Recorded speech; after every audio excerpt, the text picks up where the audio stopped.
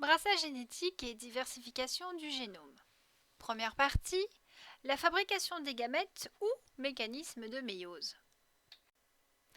On va commencer par des rappels sur les chromosomes. Alors, vous avez appris ce qu'est un karyotype. Un karyotype, ça vient du grec karyon qui veut dire noyau.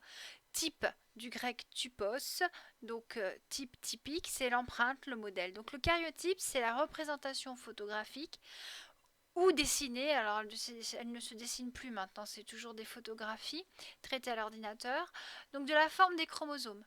Et ce karyotype est caractéristique de l'espèce. On classe donc les chromosomes par ordre de grandeur, du plus grand au plus petit. Ils sont par paires et pour faire les paires, on repère bien sûr la taille, mais également la position des stries noires et blanches qui correspondent aux gènes portés par le chromosome. Donc ici, vous avez un karyotype avec 22 paires d'autosomes et une paire d'hétérosomes, donc X et Y, les chromosomes hétérologues, donc qui sont différents. Si nous avons ici 23 paires de chromosomes et que chaque sorte de chromosome existe en paires, c'est-à-dire en deux exemplaires, on écrit donc la formule chromosomique 2n égale 46, avec n le nombre de sortes de chromosomes différents. Mettez-vous bien ça en tête. Donc comme chaque sorte de chromosome ici existe en deux exemplaires, on dit qu'il y a 2n. Chez certaines plantes, on va trouver 3 chromosomes numéro 1, 3 chromosomes numéro 2, etc. Donc on dit qu'il y a 3n. Comment est structuré un chromosome double? Vous avez à gauche la photographie d'un chromosome double. On distingue deux parties séparées par un rétrécissement, avec en haut les bras dits courts, légendés P, et en dessous les bras longs, légendés Q. Vous avez la représentation schématique d'un chromosome non dupliqué, c'est-à-dire non métaphasique, à une chromatide. C'est très rare de les observer sous cette forme, on va les observer dans les gamètes. La plupart du temps, pour observer les chromosomes, on travaille sur des cellules en mitose et donc on observe des chromosomes doubles. Donc un chromosome double, c'est un chromosome constitué de deux chromatides qui sont dites sœurs puisqu'elles contiennent la même information génétique. Donc une chromatide, qu'est-ce que c'est? C'est une pelote d'ADN, c'est un filament d'ADN enroulé sur lui-même. Donc l'enroulement de l'ADN. Vous avez ici un schéma qui vous résume tout. Alors on va commencer la lecture en partant de la cellule en haut et on va descendre jusqu'à la structure de l'ADN. Donc les chromosomes sont situés dans le noyau. Ils ne se baladent pas dans le cytoplasme. Pourquoi? Parce que le chromosome, c'est le support de l'information génétique. C'est l'information, c'est vital.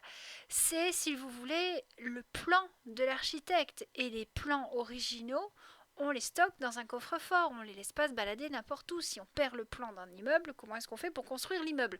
Donc ici, l'immeuble, c'est la cellule.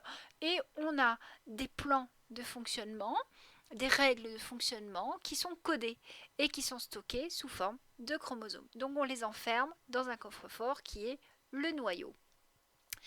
Donc ces chromosomes ici sont représentés doubles. Si on prend une chromatide, on s'aperçoit qu'une chromatide en fait peut se dérouler. Alors on a ce qu'on appelle un super enroulement de l'ADN. On a un filament que l'on appelle la chromatine qui est enroulée sur elle-même, et si on déroule cette chromatine, on s'aperçoit qu'on a des unités qu'on appelle des nucléosomes.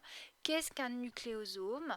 C'est une association de plusieurs protéines, les histones en jaune sur le schéma, autour desquelles s'enroule le fameux filament d'ADN constitué en fait d'une double hélice d'ADN. D'accord? Donc faites bien attention dans votre langage. Quand on parle d'un filament d'ADN, ça peut être un abus de langage. En fait, c'est une double hélice. Il y a deux filaments d'ADN qui sont connectés par les bases azotées, qui s'entortillent sur elles-mêmes, et une fois entortillées sur elles-mêmes, elles s'enroulent autour des histones. Un peu comme si vous preniez tout simplement de la ficelle de laine, pour ceux qui ont déjà vu de la laine. Alors les filles, je pense que oui, hein, c'est le tricot, c'est à la mode maintenant, on recommence à faire ses écharpes soi-même. Les garçons, bah, demandez à vos sœurs ou à vos mamans si elles ont une pelote de laine. Une pelote de laine, qu'est-ce que c'est? Un fil de laine, ce sont en général 2 ou 3 fils de laine de mouton qui sont enroulés autour d'elles-mêmes. Donc cet ADN s'enroule autour de lui-même, c'est le fil de laine. Et imaginez que vous deviez faire une sorte de collier avec cette laine, mais que vous avez des perles qui ne sont pas percées, vous ne pouvez donc pas passer le fil à l'intérieur de la perle. Qu'est-ce que vous allez faire? Vous allez enrouler le fil autour de la perle. Et c'est ce qui se passe ici. Ce filament, cette double hélice d'ADN, va s'enrouler autour des histones et on aura une sorte de collier de perles appelé nucléosome. Et une fois qu'on a ce collier va s'enrouler sur lui-même et on obtient comme ça encore une sorte de corde un peu plus épaisse qui va elle-même encore s'enrouler sur elle-même jusqu'à former une super pelote, un super enroulement qu'on appelle une chromatide. Et quand on a 2 chromatides accrochées ensemble par leur centromère, on appelle ça un chromosome. Donc je vous rappelle que les 2 chromatides sont identiques génétiquement. Elles possèdent les mêmes gènes mais également les mêmes allèles. Je vous rappelle qu'un allèle est une version d'un gène. Un gène est une portion d'ADN qui code pour un caractère, c'est une unité d'information. Et cette unité d'information, elle est variante. Par exemple, le gène couleur des cheveux, on va avoir la version brune, la version châtain, la version blonde, etc. Pour ceux qui ont un peu de mal à comprendre, l'unité d'information, le gène, c'est le film Le Seigneur des Anneaux, et les différents allèles, ce sont les différentes versions du film. Seigneur des Anneaux, version courte, version longue, version, je sais pas, française, version anglaise, etc. Comment et pourquoi une cellule se divise-t-elle en 4 lors d'un épisode appelé méiose? Problème. Quand on observe le karyotype des gamètes, on montre qu'ils ne possèdent qu'un seul chromosome de chaque paire. Ils ont n égale 23. Comment et pourquoi? Les étapes de la méiose. Première division ou division réductionnelle. Donc à ne pas confondre avec la mitose, la méiose est un processus de division qui ne se déroule que dans les cellules gonadiques, c'est-à-dire des gonades, c'est-à-dire de l'appareil reproducteur, donc testicules ou ovaires. Et on a 2 divisions à la suite. La première est dite réductionnelle. Ce terme n'est plus au programme, mais j'aime bien le conserver parce qu'il vous donne un indice. On réduit. On réduit quoi? Le nombre de chromosomes. Donc on part d'une prophase 1, où on a une cellule diploïde à 2N, on observe des chromosomes doubles. En métaphase 1, l'alignement des bivalents, c'est-à-dire des paires de chromosomes doubles sur l'équateur de la cellule. Ils vont se mettre 2 par 2 alignés sur la cellule. C'est différent de la mitose. Sur la mitose, vous avez les chromosomes doubles qui sont alignés 1 par 1 sur l'équateur. Là, vous avez les paires de copains qui se mettent ensemble sur l'équateur. L'anaphase 1, on va séparer les bivalents, c'est-à-dire qu'on sépare les paires de chromosomes doubles, comme sur un terrain de basket où on sépare les copains et les copines. Le prof de sport, il aime bien faire ça. Hein, je suis désolée pour les collègues de PS. Mais bon, voilà, et ben, y a 2 copines qui sont toujours ensemble à papoter. Et ben, on va les séparer. On en met une sur un terrain et l'autre sur l'autre terrain. On sépare. Donc ici, on a toujours une cellule à 2N puisqu'on a 2 exemplaires de chaque sorte de chromosome. En télophase 1, on a réapparition de la membrane nucléaire, formation de 2 cellules, cette fois haploïdes. Elles n'ont reçu chacune qu'un seul chromosome de chaque sorte. Mais attention, ce chromosome est double. Donc on va avoir la séparation grâce à l'anneau d'actine et de myosine. Comme dans la mitose, on parle de cytodirèse. Donc on va obtenir 2 cellules à N, mais attention à N chromosomes doubles. Deuxième division, ou cette fois division équationnelle, c'est-à-dire qu'on va diviser la cellule, mais on va conserver le même nombre de chromosomes. Prophase 2. Chaque cellule fille possède donc un seul chromosome double de chaque paire. Donc chaque cellule fille est à N chromosomes doubles. En métaphase 2, les chromosomes doubles s'alignent sur l'équateur. En fait, là, on a à peu près comme une mitose. En anaphase 2, donc, on a séparation des chromatides des chromosomes doubles. On sépare les deux chromatides sœurs qui étaient accrochées ensemble. Et en télophase 1, réapparition des membranes nucléaires. Donc on a au final formation de 4 cellules haploïdes à N chromosomes simples, c'est-à-dire à une chromatide.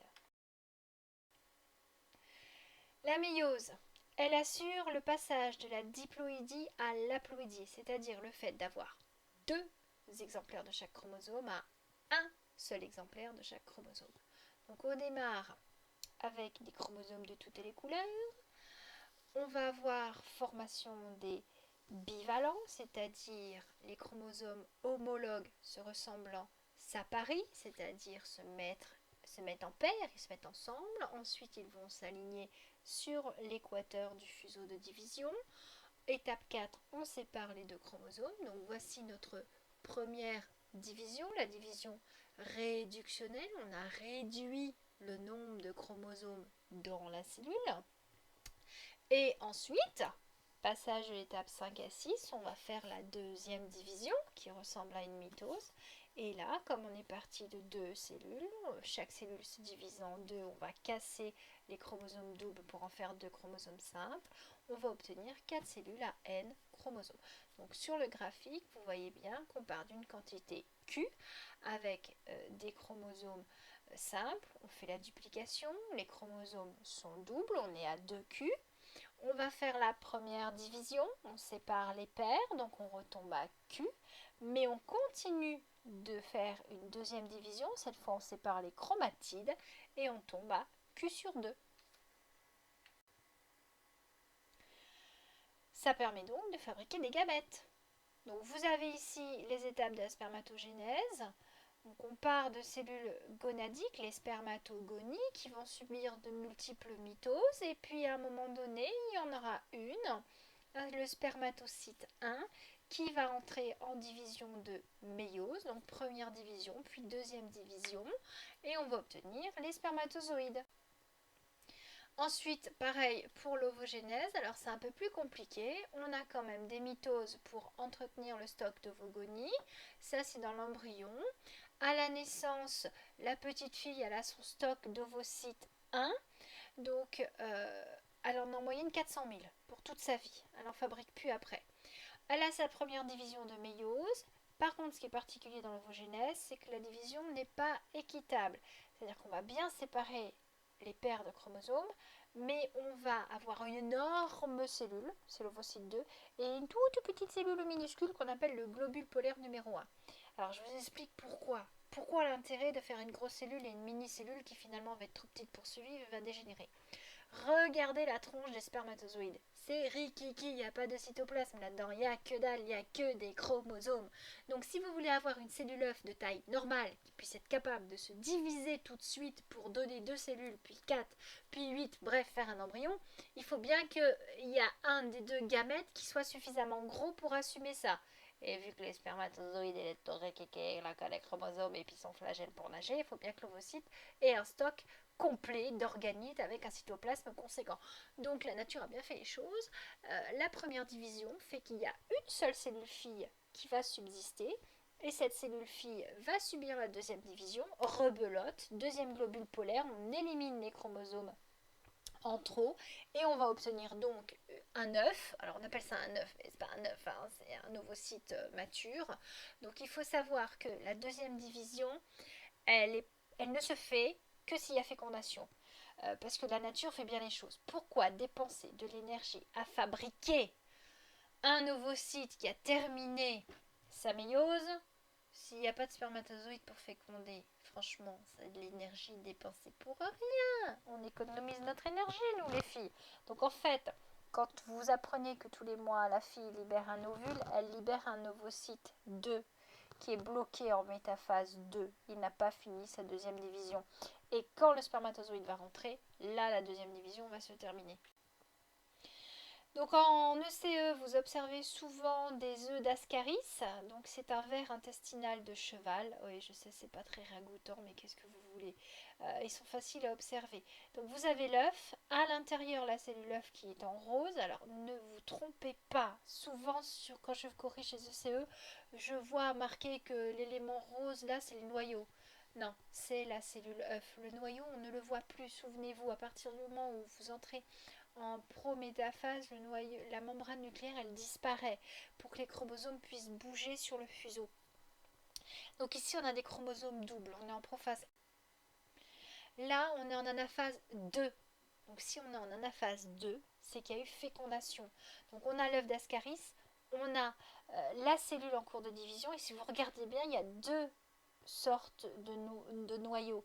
Il y a un noyau avec un fuseau qui est en cours de division, puis un peu plus bas à droite, il y a des taches de chromosomes.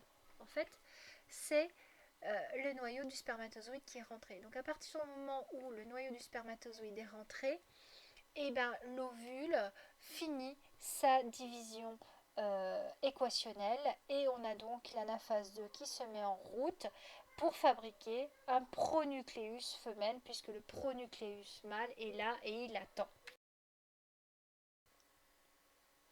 Donc le but de tout ça, c'est de maintenir le karyotype lors de la fécondation.